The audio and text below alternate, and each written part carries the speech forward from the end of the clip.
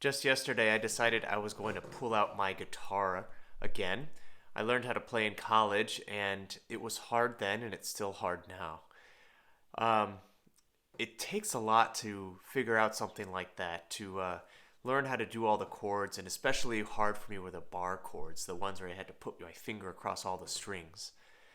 But after a little bit of trying a little bit harder and trying to work through the frustration, I got them to sound a couple of times. And it took a lot of persistence, and I'm definitely nowhere near going out and playing my guitar for anyone else. But it felt better to be a little bit more persistent and to finally get something out of that persistence. Persistence, especially in prayer, is something that is widely encouraged throughout the Bible, especially by Jesus. Today we see how he's going with his disciples through this district of, or to the city of Tyre, which is Gentile territory, and he encounters this Syrophoenician woman. Jesus at this point is trying to be more stealthy. He doesn't really want to be seen, or he doesn't want people to know that he's coming through, but this woman finds him. She is determined to find Jesus and to bring him to her daughter who is possessed by a demon.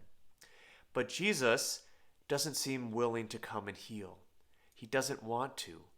And it seems that Jesus almost has a prejudice toward her because she's not of the children of Israel. She's a Gentile.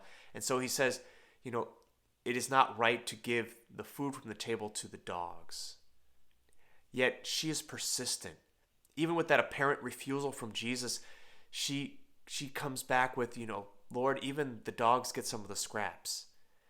And Jesus is encouraged by that faith. He says, you can go forth. And now there's the miraculous healing that happens that he's not even with her. We don't even hear about the daughter at all, but he just tells her that she is healed.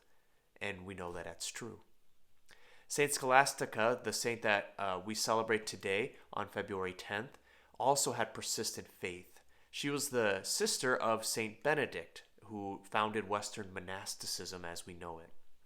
And they would see each other once a year, and her and Saint Benedict, they would talk about spiritual things all day, and they were doing this once into the night, and she just wanted to stay all night and just continue to speak about spiritual things. And Saint Benedict refused, saying, "No, I have to go back to my cell. I can't spend a night outside of my cell."